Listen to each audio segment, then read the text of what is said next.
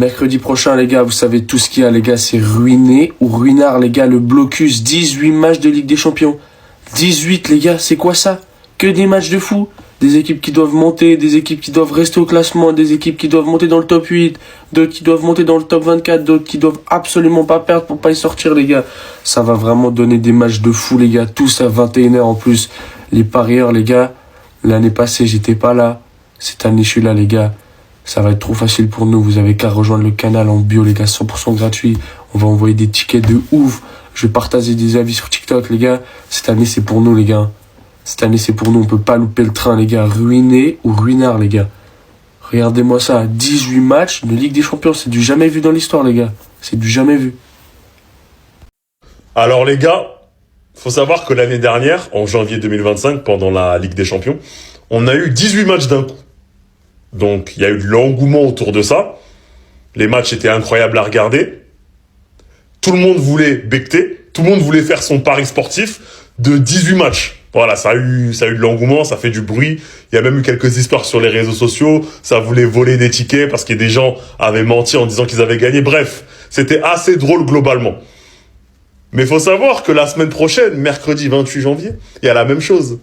18 matchs en même temps, les gars. 18 matchs en même temps. On a Naples-Chelsea, on a Monaco-Juventus, PSG-Newcastle, PSV-Bayern Munich, et il y en a d'autres. Là, il n'y a pas tout. Il n'y a pas tout, il y en a d'autres encore. Et il faut savoir que ça va être exceptionnel, les gars. Ça va être très, très méchant. Ça va être méchant en termes de football, parce que ce sera des bons matchs à regarder, mais il faudra mettre plusieurs écrans, parce qu'ils sont pratiquement tous à 21h. Et surtout, tout le monde va vouloir becter. Souvenez-vous, les gars, comment les meufs, elles sont rentrées dans notre délire l'année dernière. On était entre nous. Voilà, on était hypés. Et elles se sont ramenées parce qu'on ne les calculait pas. Ouais, nous aussi, on veut parier, on s'y connaît en foot. Parler de red flag, je sais pas. Parler de dot, je sais pas. En fait, parler de 50-50, parler de date, parler de homme capable. Hein? Je veux pas vous entendre parler de LDC cette année. Hein. En tout cas, les gars, moi, je suis hype par cette journée. Gardez votre argent. En vrai, vous allez perdre. Gardez votre argent. Et ça va être méchant, les gars. Ça va être méchant. Attendez, donc là, mercredi, vous me dites qu'il y a tous ces matchs-là de Champions League en même temps? C'est trop. Je vous jure, les gars, c'est trop. On va pas pouvoir regarder tous les matchs. Je crois que vous vous rendez pas compte, les gars. C'est la dernière journée de Champions League. Il y a 18 matchs. 18 matchs en même temps. Je vais pas avoir le temps d'analyser tous les matchs. Je vais clairement aller sur VisiFoot pour optimiser mon temps parce que j'ai pas le temps. Ce qui est bien avec VisiFoot, c'est que les analyses, elles sont prêtes en quelques secondes. Et en plus, on a la prédiction la plus précise possible parce qu'elle est basée sur des millions de données liées à l'actu foot. Dois-je rappeler qu'à la dernière journée de Ligue des Champions, elle a annoncé Bodo Glimt vainqueur contre Manchester City? Ou encore qu'elle annonce un Karabag qui va gagner contre Liverpool? Cette IA, elle est vraiment bien parce qu'elle propose tellement de stats que pour notre culture football, ça s'améliore à chaque fois que tu fais une analyse. On a les forces clés de chaque équipe, les facteurs importants pour le match, la comparaison statistique entre les deux équipes. On a un potentiel scénario de ce qui pourrait se passer dans le match, avec aussi la forme récente. L'IA nous donne même un aperçu de ce qui pourrait se passer dans le match, qui pourrait être le vainqueur, avec des scénarios intéressants. Non, franchement, je vous dis les gars, branchez-vous VisiFoot si vous voulez faire des analyses complètes. Parce que la vérité, il y a 18 matchs, on n'a pas le temps d'analyser tout, les gars, c'est pas possible.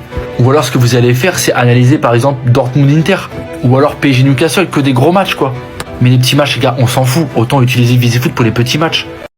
Mali ou Bali, voici toutes mes analyses pour la dernière journée Ligue des Champions. Et on commence tout de suite avec l'Ajax face à l'Olympiakos. Est-ce qu'on n'aurait pas enterré l'Ajax d'Amsterdam trop vite?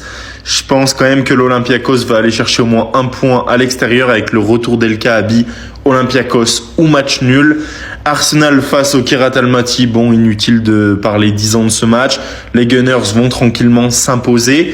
L'Atlético Bilbao qui affronte le Sporting, les gars, qui est allé taper le PSG dans un match de dingue. Sporting Portugal ou match nul. L'Atleti qui reçoit Bodo Glimt, c'est ultra important de prendre les 3 points ici. Je pense que l'Atleti va le faire, victoire de l'Atlético Madrid. Le Borussia Dortmund qui reçoit l'Inter Milan. L'Inter Milan, les gars, c'est 3 revers consécutifs lors des 3 derniers matchs en Ligue des Champions. Donc, je vais partir sur le Borussia Dortmund ou match nul. Le Barça face à Copenhague, bon, c'est un petit peu comme Arsenal. En vrai, le Barça devrait tranquillement s'imposer à la maison.